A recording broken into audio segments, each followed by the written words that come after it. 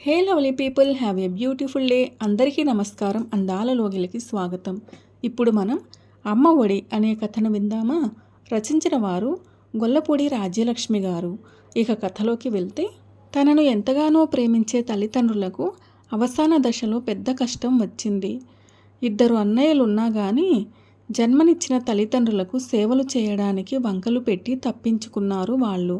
అన్నయ్యలుండగా వాళ్ల బాధ్యత తనెందుకు తీసుకోవాలని ఆలోచిస్తోంది ఆ కూతురు. వాళ్లకు నచ్చజెప్ప చూసింది. ఆస్తులు పంచుకోవడానికి తప్ప అమ్మకు సేవ చేయడానికి వాళ్ళు ముందుకు రాలేదు. అప్పుడు ఏం జరిగిందంటే, అమ్మా ఆగు, వెళ్ళకు, ఆగమ్మా.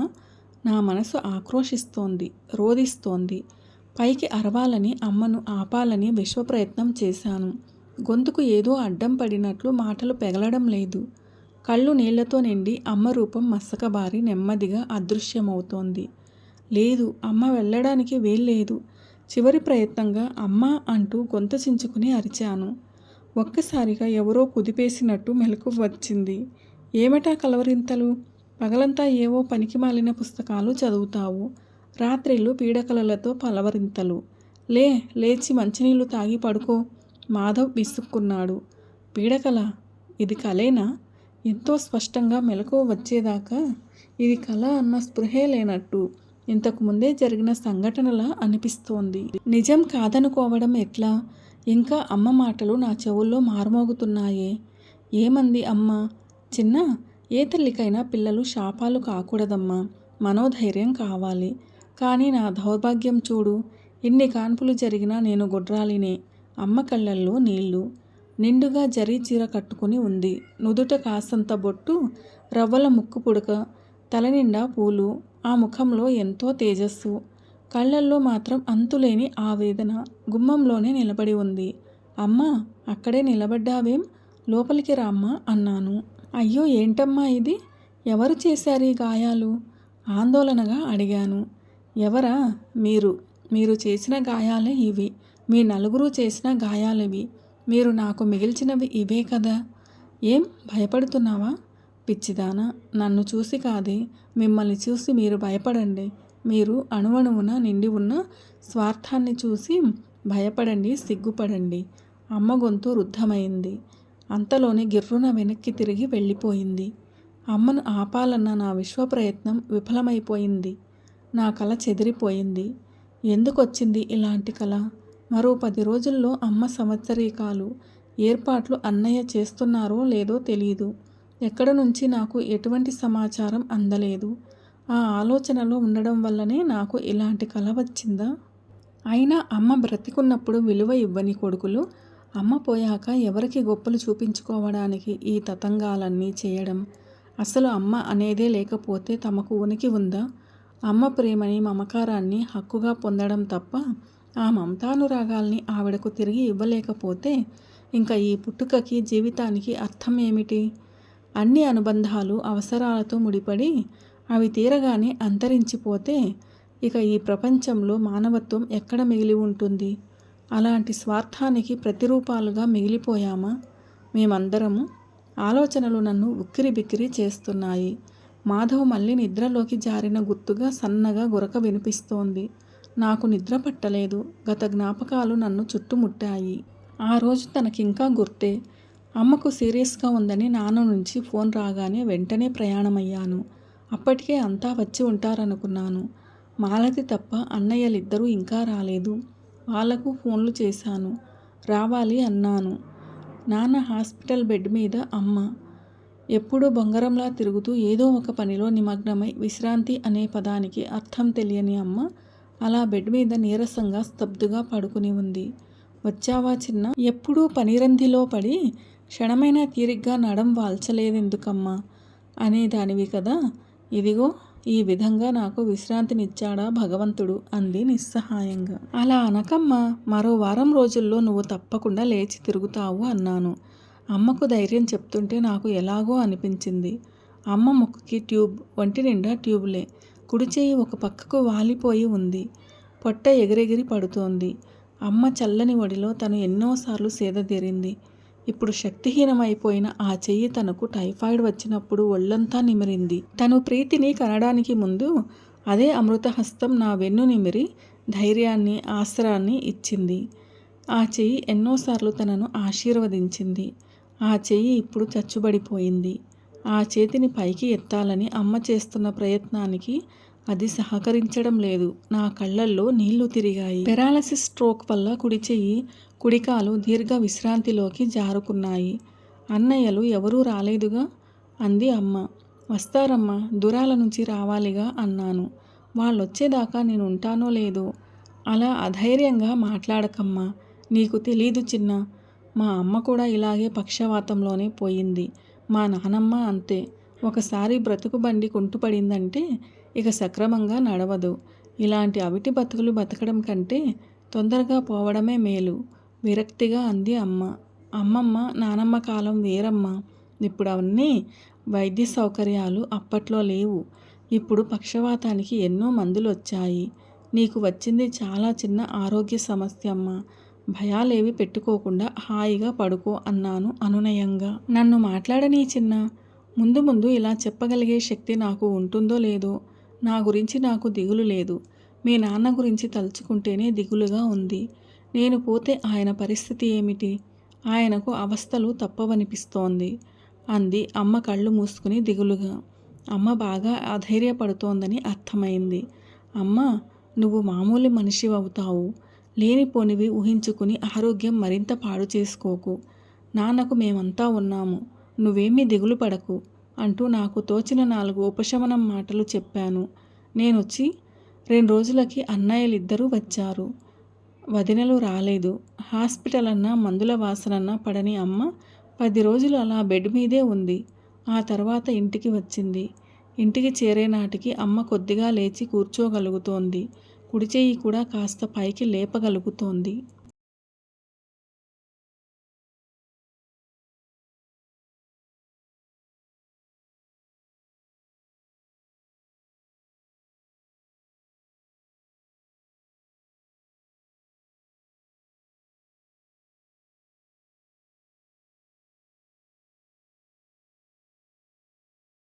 చేతికి, కాలుకి ఫిజియోథెరపీ చేయించమని, మందులతో పాటు అది తప్పనిసరని డాక్టర్ గారు చెప్పారు.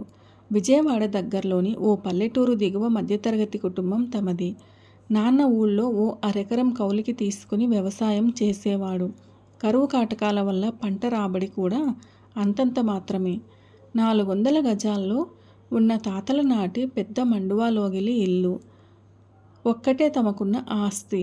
200 గజాల్లో ముందు వైపు ఇల్లు కట్టి వెనక వైపు మిగిలిన 200 గజాల్లో రకరకాల చెట్లు, మొక్కలు వేశారు. ఇంటిల్లిపాదికి కావలసిన కూరగాయలు, ఆకుకూరలు, పళ్ళు అన్నీ ఇంట్లోనే పండేవి.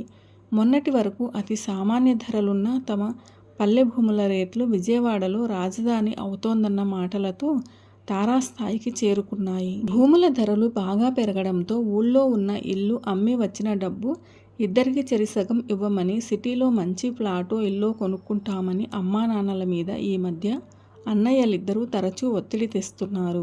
అన్నయ్యలు, వదినల స్వార్థబుద్ధి తెలిసిన అమ్మానాన్నలు ఉన్న ఆ ఒక్క ఆధారం పోతే నిలువ నీడ ఉండదని గ్రహించి అలాంటి ఆలోచన మానుకోమని వాళ్లకు నచ్చజెపుతున్నారు. ఈ విషయాలన్నీ ఈ మధ్యనే నాకు తెలిసాయి.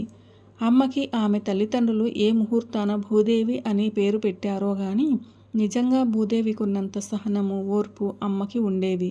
నాన్నకొచ్చే అంతంత మాత్రపు రాబడిలో 4 పిల్లల అవసరాలు అమ్మ కాదనకుండా తీరుస్తూ ఏనాడు దేనికి లోటు రానీకుండా సంసారం ఎలా ఈడ్చుకొచ్చిందో ఇప్పటికీ తనకు అర్థం కాదు. ఆ చాకచక్యం, నేర్పు, పొదుపరితనం మా 4 పిల్లల్లో ఎవరికీ ఆమె నుండి వారసత్వంగా రాలేదనే చెప్పాలి.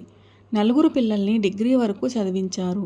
మగపిల్లలు ఉద్యోగాలొచ్చాక ఆడపిల్లలకు డిగ్రీ పూర్తి కాగానే అప్పో సొప్పో చేసి పెళ్ళిళ్ళు చేశారు. పెద్దన్నయ్య ప్రకాశం తాడేపల్లిగూడెం బ్యాంకులో క్లర్కు. అతనికి 3 కూతుళ్లే. దాంతో లోకంలో భారమంతా తన నెత్తినే ఉన్నట్టు కష్టాల కొలిమిలో మొగ్గిపోతున్నట్లు కనిపిస్తాడు. 2 పిల్లలతో ఆపక 3వ కాన్పు ఎందుకు అని అడిగితే మగపిల్లాడి కోసం అన్నాడు. చివరికి అన్నయ్య కోరిక తీరనే లేదు. ఏమనుకున్నాడో ఇక 4వ సంతానానికి ప్రయత్నించలేదు. ఆడపిల్లల తండ్రిని, నా బాధ మీకేం తెలుస్తుంది? వాళ్లకు చదువు సంధ్యలు, కట్న కానుకలు, పురుళ్ళు, పుణ్యాలు ఎంత ఖర్చో. అంటూ మాటకు ముందు ప్రతిసారి వాపోతూ ఉంటాడు. రెండో అన్నయ్య సైతం హైదరాబాదులో చిన్న ప్రైవేట్ కంపెనీలో ఉద్యోగం. పెళ్ళాం చాటు మనిషి. ఏ విషయానికైనా నా భార్య ఎంతో సమర్థురాలు, అన్నీ ఆవిడే చూసుకుంటుంది, అందుకే నేనేం పట్టించుకోను అంటూ ఉంటాడు గొప్పగా. ఆఖరికి తన అమ్మా నాన్నల విషయంలో కూడా నిర్ణయాలు పెళ్ళానికే వదిలేసి నిస్సిగ్గుగా ఉన్నాడు. సత్యం అన్నయ్య తర్వాత తను. డిగ్రీ పూర్తి కాగానే మాధవ్తో తన పెళ్లి జరిగింది. మాధవ్ తల్లి చిన్నతనంలోనే గతించింది. తమ పెళ్ళైన కొద్ది రోజులకే ఆయన తండ్రి కూడా క్యాన్సర్తో చనిపోయారు. చేస్తున్న ఉద్యోగం మానేసి తన బట్టల వ్యాపారం చూసుకోమని పోయే ముందు మాధవ్ దగ్గర మాట తీసుకున్నారు. తండ్రికి ఇచ్చిన మాట కోసం మాధవ్ ఉద్యోగం వదులుకుని బట్టల వ్యాపారం చేపట్టాడు. వ్యాపార అనుభవం లేకపోవడంతో 2-3 ఏళ్లకే భారీ నష్టాలొచ్చాయి. చివరి దశలో ఆ వ్యాపారం నిలబెట్టుకోవడానికి ఎన్నో అప్పులు చేసినా పరిస్థితి మారలేదు. ఇప్పటికీ అరాకొరా వ్యాపారం, తలనిండా అప్పులతో సతమతమయ్యే జీవితమే తమది. అందరిలోకి ఆఖరు చెల్లెలు మాలతి. భర్తకు విశాఖపట్నంలో ఉద్యోగం, అక్కడే ఉమ్మడి కుటుంబం. అత్తామామ, పెళ్లి కావాల్సిన ఆడపడుచు, అంతా కలిసే ఉంటారు. అత్తగారి ఆరళ్ళు మాలతికి ఎక్కువే. భర్త కూడా కోపిష్టి, తల్లి నుండి సంక్రమించిన సంస్కారమే. ఓర్పుతో ఎలాగో కాపురాన్ని నెట్టుకొస్తోంది మాలతి. హాస్పిటల్ నుంచి ఇంటికి తీసుకొచ్చిన 4 రోజులకు అమ్మ కాస్త తేరుకుంది. మనిషి సాయంతో నిలబడగలుగుతోంది. అమ్మకిప్పుడు బాగానే ఉందిగా, నేను బయలుదేరుతాను, ఇప్పుడు మా అవసరమేమీ లేదుగా అన్నాడు సత్యం అన్నయ్య. ప్రకాశం అన్నయ్యది అదే మాట. ఇన్నాళ్ళు మీ అమ్మ కాస్త ఓపిగ్గా ఉంది కాబట్టి అన్నీ సజావుగా జరిగిపోయాయి. ఇక మీదటే కష్టం, చూశారుగా అమ్మ పరిస్థితి అన్నారు నాన్న.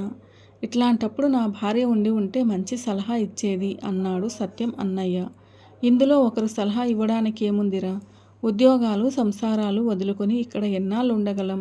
వీళ్ళేమో ఇంత ఇల్లు పొలం వదిలి మనతో రాలేరు. 4 డబ్బులు ఖర్చైనా సరే పర్వాలేదు, ఓ మంచి మనిషిని చూడు అన్నాడు ప్రకాశం అన్నయ్య.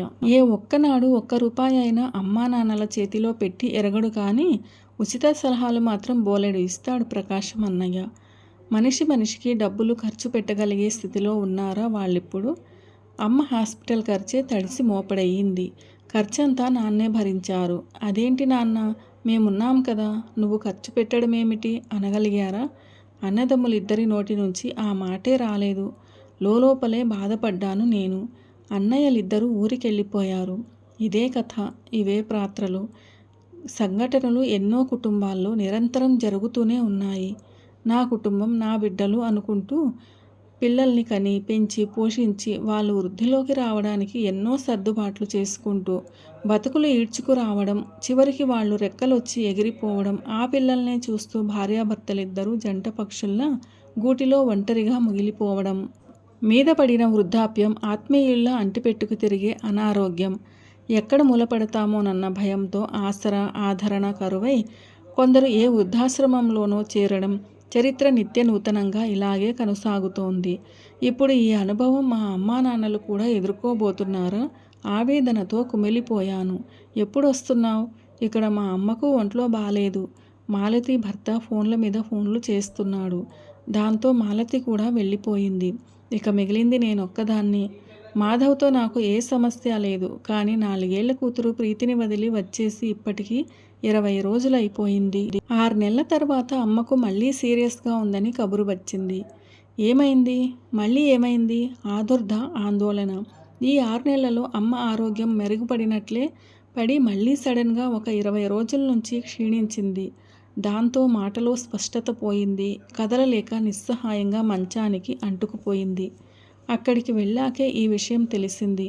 అమ్మ ఏదో చెప్పాలని ప్రయత్నిస్తోంది, ఏమీ చెప్పలేకపోయింది. అమ్మ కళ్ళల్లో నీళ్లు సుళ్ళు తిరిగి ధారాపాతంగా కారుతున్నా తను తుడుచుకోలేని నిస్సహాయత అమ్మ ముఖంలో ప్రతిఫలిస్తోంది. ఎందుకిలా అయ్యింది? మీరు చెప్పిన మందులన్నీ అమ్మ సక్రమంగా వాడుతూనే ఉంది అని నేను డాక్టర్ను అడిగితే ఆవిడ ఏదో విషయంలో మనస్తాపం చెందుతున్నారు. ఆవిడ మనోవేదన ఏమిటో ముందు మీరు తెలుసుకోవాలి.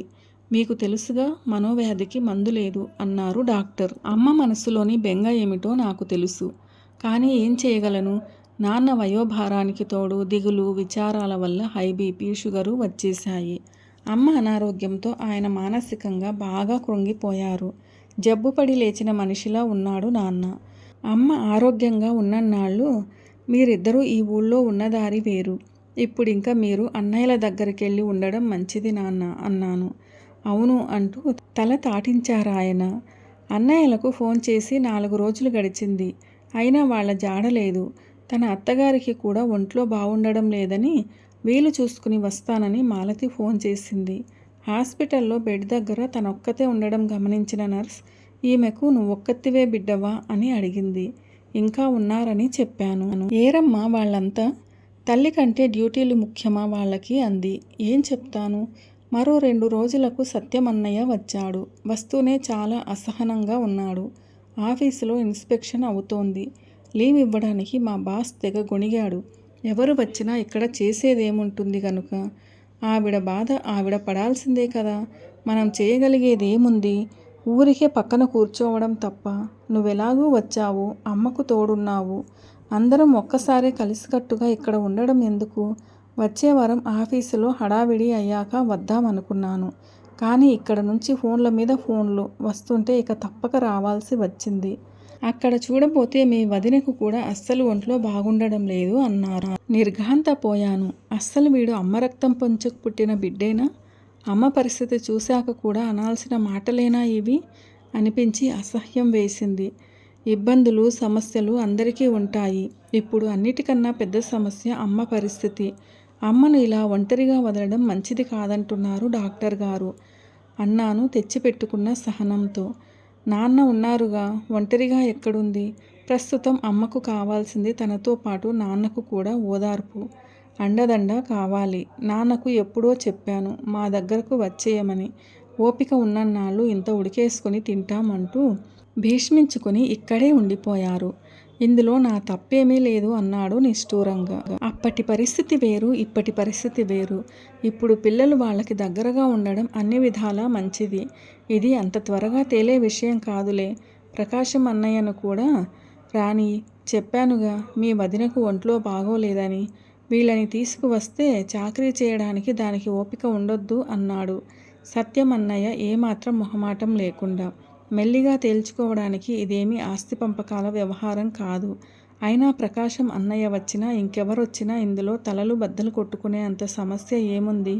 అమ్మా నాన్న మీ దగ్గర ఉండడమనేది అతి సాధారణ విషయం అన్నాను కాస్త తీవ్రంగా. అని నువ్వంటే సరిపోతుందా? అయినా ఇంత వాదిస్తున్నావు. అమ్మ మీద అంత ప్రేమ ఉంటే నువ్వే తీసుకెళ్ళి చూసుకోవచ్చు కదా. అమ్మ నీకు అమ్మే కదా అన్నాడు వ్యంగ్యంగా. ఎదురు చూడని ఈ దాడికి వెంటనే మాట్లాడలేకపోయాను. మా ఆర్థిక పరిస్థితి గుర్తుకొచ్చింది. పీకలోతుల్లో అప్పుల్లో కూరుకుపోయిన తాము వాటి నుంచి బయటపడటానికి డబ్బు కూడగట్టుకోవటానికి ఓ పూట తిని తినక గుట్టుగా రోజులు వెళ్ళబుచ్చుతున్నాం. అమ్మా నాన్నల్ని తీసుకెళ్తే వాళ్ళ పోషణ తమకు శక్తికి మించిన భారమే. అది వీళ్లకు తెలియని విషయమేమీ కాదు. కానీ కావాలని తనను రెచ్చగొట్టాలని చూస్తున్నాడు అన్నయ్య. నేనా? అదెలా కుదురుతుంది అన్నాను అస్పష్టంగా. ఏం? ఎందుకు కుదరదు? నీకా అత్తమామలు లేరు. నువ్వేం చేసినా మాధవ్ కాదనడు. పైగా స్త్రీ పురుషులు సమానమే అంటూ కబుర్లు చెప్తావుగా. మమ్మల్ని కన్నట్టే అమ్మ నిన్ను మాలతిని కూడా కన్నది. అమ్మ విషయంలో మీకు మాత్రం బాధ్యత లేదా అన్నాడు. నిజమే, నువ్వన్నట్లు ఆడపిల్లలమైన వాళ్ళ బాధ్యత మా మీద ఉంది. అలాగే వాళ్ళ ఆస్తిలో హక్కు కూడా మాకు ఉంది. బాధ్యతల గురించి ప్రశ్నిస్తున్నావే, ఆస్తిలో వాటా విషయానికి వచ్చేసరికి మా ఇద్దరు ఆడపిల్లలం మీకు గుర్తుకు రామా? ఆస్తి కావాలని అమ్మా నాన్నల్ని మీరిద్దరూ ఎందుకు వేధిస్తున్నారు? ఆస్తి విషయంలో మా హక్కుని ఒప్పుకోనప్పుడు ముందు నువ్వు అమ్మా నాన్నల పట్ల నీకున్న బాధ్యతల గురించి మాట్లాడు అన్నాను పదునుగా. చూశావా, బాధ్యత మీద పడుతుందనగానే తప్పించుకోవడానికి ఎలా సాకులు వెతుకుతున్నావో అన్నాడు వెటకారంగా. సాకు కాదు, నిజం మాట్లాడుతున్నాను.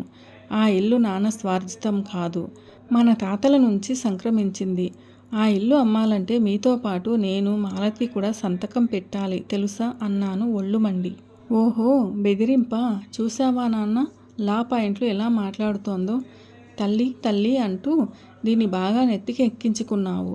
ఇప్పుడు దాని అసలు నైజం రంగు బయట పెట్టింది చూశావా? నువ్వు పిలవగానే అది పరిగెత్తుకొచ్చేది మీకోసం కాదు, మీ వెనకాల ఉన్న ఆస్తి కోసం అన్నాడు ఉగ్రంగా. నేను అవాక్కయ్యాను. అన్నయ్య మీద కోపంతో అనవసరంగా ఏదేదో మాట్లాడాను. చాలా సౌమ్యంగా శాంతంగా ఉండే నాన్న ఇదంతా వింటూ ఎంత క్షోభపడ్డాడు. ఇంకా ఆపుతారా? హక్కులు బాధ్యతల గురించి వాదించుకోవడానికి ఇది సమయం కాదు. మీకు వీలైతే సాయం చేయండి, కుదరకపోతే వెళ్ళిపోండి. ఎన్నాళ్ళు జరిగినట్లే మాకు ఇక ముందు కూడా జరుగుతుంది అన్నారు నాన్న కాస్త గట్టిగా. అన్నయ్య విసురుగా బయటికి వెళ్ళిపోయాడు. ఇవన్నీ వింటున్న అమ్మ ముఖం బాధతో కుమిలిపోయింది. నాన్న, అన్నయ్య బాధ్యతారహితమైన మాటలకు కోపం వచ్చి ఏదో 4 మాటలు అన్నాను, కానీ నిజంగా నాకు ఆస్తులు వాటాలు అక్కర్లేదు నాన్న. నాకెప్పుడు వాటి మీద ఆశ లేదు. నన్ను నమ్ము నాన్న అన్నాను గొంతు దుఃఖంతో పూడుకుపోతుండగా. నువ్వెలాంటి దానువో నాకు తెలుసు తల్లి. వాడి మాటలేమీ మనసులో పెట్టుకోకు. కొడిగట్టిన దీపాల్లాంటి మా గురించి మీరు మనస్పర్ధలు పెంచుకోవద్దు. మీరు నలుగురు సఖ్యంగా ఉంటేనే మాకు తృప్తి అన్నారు నాన్న చెమ్మగిల్లిన కళ్ళతో. 2 రోజులు గడిచినా నేనింకా సత్యం అన్నయ్య మాటల ప్రభావం నుంచి తేరుకోలేదు. అంత నిర్మోహమాటంగా నిర్లజ్జగా అన్నయ్య మాట్లాడటాన్ని జీర్ణించుకోలేకపోయాను. ప్రకాశం అన్నయ్య వచ్చాడు. సత్యం అన్నయ్య జరిగిందంతా చెప్పినట్లున్నాడు. ఇద్దరూ ఏదో తర్జన భర్జనలు పడ్డారు. ప్రకాశం అన్నయ్య కూడా నాతో అంటే ముట్టనట్టు ప్రవర్తించడం మొదలుపెట్టాడు. మాలతి కూడా వచ్చింది. వారం రోజుల తర్వాత కన్నబిడ్డలు కళ్ళెదుటే ఉండడం బాగా పనిచేసినట్లు ఉంది. అమ్మలో ఇంప్రూవ్మెంట్ కనిపించింది. ఏం ఆలోచించుకున్నారో చివరకు ప్రకాశం అన్నయ్య అమ్మా నాన్నల్ని తన ఇంటికి తీసుకెళ్లడానికి ఒప్పుకున్నాడు.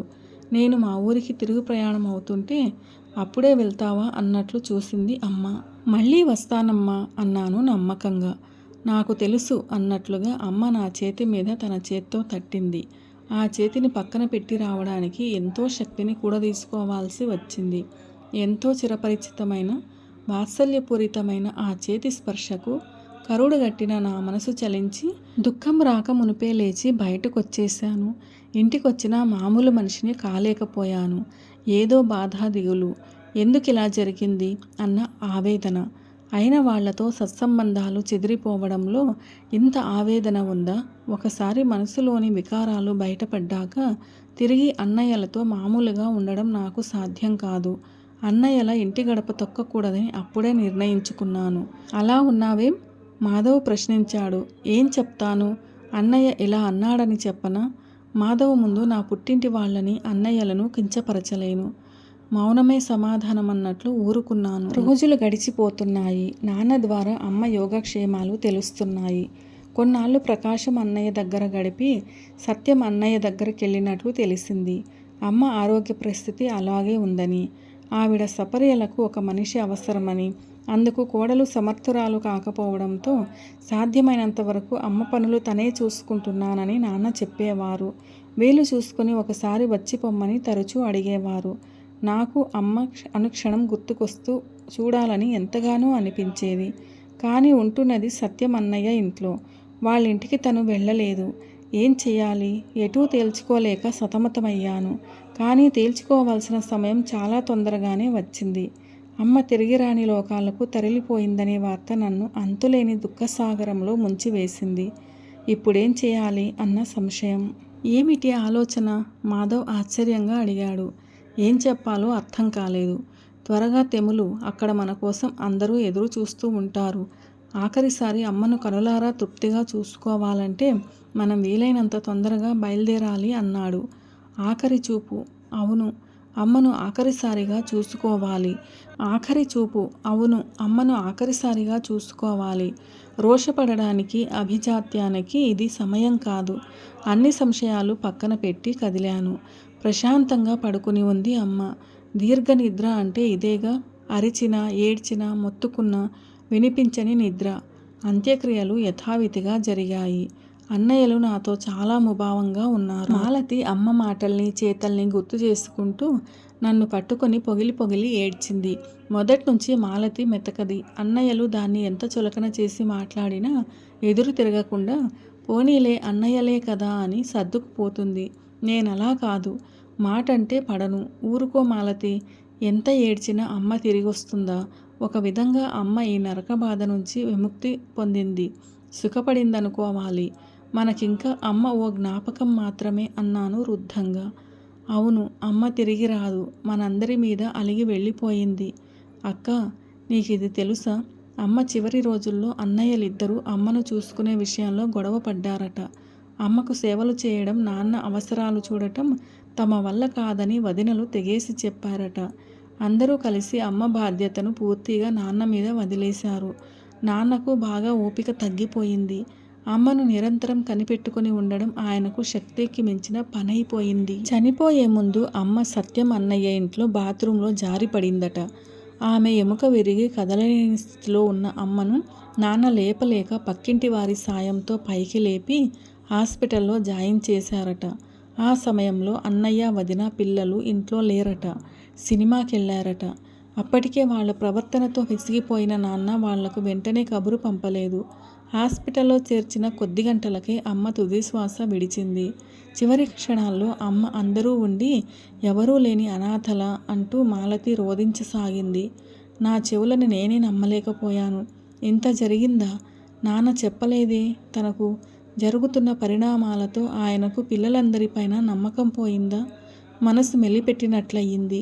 12వ రోజు కార్యక్రమం తర్వాత తిరిగి తన ఇంటికి వెళ్లే ముందు అమ్మ ఎంతో ఇష్టంగా ఎప్పుడూ కట్టుకునే ఒక నేత చీర మాత్రం తీసుకుని నగలు మాలతికి, అన్నయ్యలకు వదిలేసి వచ్చాను. ఇంటికొచ్చిన మనసు ప్రశాంతపడలేదు. చాలా రోజుల నుంచి చూస్తున్నాను. ఎందుకలా ఉంటున్నావు? అన్నగారిళ్లకు వెళ్ళాక మీ అమ్మకు బాగుండడం లేదని తెలిసినా ఫోన్లు తప్ప చూడటానికి ఒక్కసారైనా వెళ్ళలేదు. మొన్న వెళ్ళినప్పుడు కూడా వాళ్లతో అంటీ ముట్టినట్లు ఉన్నావు. మీ మధ్య ఏదో జరిగింది. నాతో చెప్పకూడదా అని నిలదీశాడు మాధవ్. పొంగి పొరలి వస్తున్న దుఃఖాన్ని ఆపుకుంటూ అతని ఒడిలో వాలి జరిగిందంతా చెప్పాను. చాలా తప్పు చేశావు. ముందుగా ఆవిడ నీకు తల్లి, ఆ తర్వాతే మిగతా వాళ్ళు. ఆనాడే అమ్మను నేను చూసుకుంటాను అని వాళ్లకు స్పష్టం చేయాల్సింది. అది చేయకుండా బలహీనమైన మానసిక స్థితిలో ఉన్న ఆవిడ ముందే ఏదో పంతానికి పోయి ఆస్తుల గురించి మాట్లాడటం ఏమిటి? అమ్మను చూసుకోవాల్సిన బాధ్యత పిల్లలుగా మీ అందరిది. మీ అమ్మను ఇక్కడకు తీసుకొస్తే పోషించే ఆర్థిక స్తోమత మనకు లేదని అనుకున్నావు. కానీ మనం తాగే గంజే వాళ్ళకి పోసేవాళ్ళం. ఆ సమయంలో వాళ్లకు కావాల్సింది మానసిక బలాన్నిచ్చే ఓ అండ, అంతేకాని పంచభక్ష పరమాన్నాలు కాదు. అంతగా అయితే డిగ్రీ చదివావు కదా, నువ్వు కూడా ఏదో ఒక ఉద్యోగ ప్రయత్నం చేస్తే సరిపోయేది అన్నాడు మాధవ్ పదునుగా. నిజమే, ఎంత బాగా చెప్పాడు మాధవ్. తనెందుకలా ఆలోచించలేకపోయింది? ఇప్పుడు అనిపిస్తోంది. ఆడా మగ సమానమేనని పైకి అంటున్నా ఎక్కడో మనసు మూలల్లో ఇద్దరూ మగపిల్లలుండగా ఆడపిల్లను నేనెందుకు వాళ్ళని చూడాలి అన్న భావన నాలో ఉందని. పైగా మాధవ్ లాంటి మంచి వ్యక్తికి రాక్షసుల్లాంటి అన్నయ్యల ప్రవర్తన గురించి చెప్పడానికి పుట్టింటి వాళ్ల పరువు కాపాడాలి, అన్నయ్యల గురించి చెడు చెప్పకూడదు అనే అర్థం లేని భేషజాలకు పోయాను. నా అపరాధానికి ప్రాయశ్చిత్తం లేదు. కరువు తీరా ఏడ్చాను. గతంలో నుంచి బయటికొచ్చాను. అప్పుడే అమ్మ పోయి సంవత్సరం అవుతోంది. అప్పుడప్పుడు అమ్మ కల్లో కనిపిస్తున్నా ఇంత బాధాకరంగా ఎప్పుడూ కనిపించలేదు. బహుశా నిన్న మాలతి ఫోన్లో చెప్పిన విషయం ఈ కల రావడానికి ప్రేరణ కావచ్చు. ఏమంది మాలతి? నాన్న ఆరోగ్యం అస్సలు బాగుండడం లేదక్కా. దానికి తోడు అన్నయ్యల ప్రవర్తన మరీ ఘోరంగా ఉంది. ఊళ్ళో ఉన్న ఇల్లు అమ్మి తమకు వాటాలు తమకిమ్మని ఒత్తిడి తెస్తున్నారట. పోనీ అలా చేస్తానన్నా నాన్నను బాగా చూసుకుంటారా అంటే అదీ లేదు. నాన్నను ఓల్డేజ్ హోంలో జాయిన్ చేస్తారట అంది. అవునా? నాన్న నాకెప్పుడు ఇవన్నీ చెప్పలేదేం అన్నాను ఆక్రోశంగా. అక్క, నువ్వంటే నాన్నకు చాలా ఇష్టం. నువ్వు అచ్చు తన తల్లి పోలికలతో ఉన్నావని నీకు నానమ్మ పేరే పెట్టి నీలో తన తల్లిని చూసుకుంటున్నాడు. మా అందరికంటే నిన్నే ఎక్కువ ముద్దు చేసేవాడు. గుర్తుందా? నిన్ను బాధ పెట్టడం ఇష్టం లేక నాన్న నీకు ఈ విషయం చెప్పి ఉండడు. ఒక్కసారి వెళ్ళి నాన్నను చూసిరా అక్క. నిన్ను చూస్తే తన తల్లిని చూసినంత ఆనందపడిపోతారాయన. అన్నయ్యలు ఏదో అన్నారని వాళ్ళ మీద కోపం నాన్న మీద చూపిస్తావా? నాన్న కంటికి కనపడకుండా ఆయనకు శిక్ష విధిస్తావా? ఆలోచించు అంది వేడుకోలుగా మాలతి. అవును, మాలతి మాటల్లో ఎంతో నిజముంది. నాన్నకు నేనంటే ప్రాణం. ఆలోచనల్లో మునిగిపోయిన నేను నిద్రలో ప్రీతి ఏదో కలవరిస్తుండటంతో ఉలిక్కిపడ్డాను. చప్పున దాన్ని ఒళ్ళోకి తీసుకుని చెదిరిన జుట్టును సవరించి, ప్రీతి మమ్మల్నిద్దరినీ కనిపెట్టుకుని ఉంటుందా? నాలాగే ప్రవర్తించి తన స్వార్థం తాను చూసుకుంటుందా? మొగుడు ఒప్పుకోవడం లేదనో, అత్తగారు సాధిస్తుందనో, ఆడపిల్ల ఏం చెప్పి బాధ్యతల నుండి కంఫర్టబుల్గా తప్పించుకోగలదో అవే చెప్పి తప్పించుకుంటుందా? ఒక్కసారిగా నా వెన్ను జలధరించింది. లేదు, అలా జరగదు, జరగనీయను. నాన్నను నా దగ్గరకు తీసుకొచ్చి కడదాకా నా దగ్గరే ఉంచుకొని తల్లిదండ్రుల విషయంలో ఆడపిల్లలైనా ఎలా ప్రవర్తించాలన్న విషయంలో నా కూతురికి ఆదర్శంగా నిలబడతాను. అమ్మ విషయంలో చేసిన తప్పుకు నేను ప్రాయశ్చిత్తంగా నాన్నను ప్రాణప్రదంగా చూసుకుంటాను. ప్రీతిని దిండు మీదకు జరిపి బీరువాలో భద్రంగా దాచుకున్న అమ్మ చీర తీసి మంచంపై దాన్ని పరిచి దాని మీద పడుకున్నాను. ఒకప్పుడు అమ్మ ఒంటి మీద మసలిన ఆ చీర అమ్మలా నన్ను తన ఒడిలోకి తీసుకుని సేద తీర్చింది. హాయైన అనుభూతి కలిగింది. అమ్మా, నన్ను క్షమించు. అవివేకంతో అవకాశం వచ్చినా నిన్ను దూరం చేసుకుని చాలా తప్పు చేశాను. దానికి బదులుగా నీ ప్రాణానికి ప్రాణమైన నాన్నను నా ప్రాణంతో సమానంగా కన్నతల్లిలా చూసుకుంటాను. నీ మీద ఒట్టు. నాలో తన తల్లిని చూసుకునే నాన్నను పసిపిల్లాడిలా చూసుకుంటాను. అమ్మ ఒడి ఇచ్చే ఆసరా, ఆలంబనను ఆయనకు మరోసారి చవి చూపిస్తాను అనుకున్నాను దృఢంగా. లక్ష్మణ్ గారు రచించిన అమ్మ ఒడి అనే ఈ కథ ఎలా అనిపించింది మీకు? నచ్చిందా? నచ్చినట్లయితే వీడియోను లైక్ చేయండి, మీ ప్రియమైన వారందరికీ షేర్ చేయండి. అలాగే మన ఛానల్ను సబ్స్క్రైబ్ చేసుకోవడం అస్సలు మర్చిపోవద్దు. వీడియోను చివరిదాకా చూసి కథను పూర్తిగా విన్నందుకు ధన్యవాదాలు. ఈ కథపై మీ విలువైన అభిప్రాయాలను కామెంట్ సెక్షన్లో తప్పకుండా తెలియజేయగలరు. ఇలాంటి మరిన్ని మంచి కథల కోసం స్టే ట్యూన్. అందాల లోగిలి. See you all in another video. Till then, keep smiling and be happy. A very special thanks to the story writer Lakshman Garu for this wonderful and amazing story. Amma Vadi.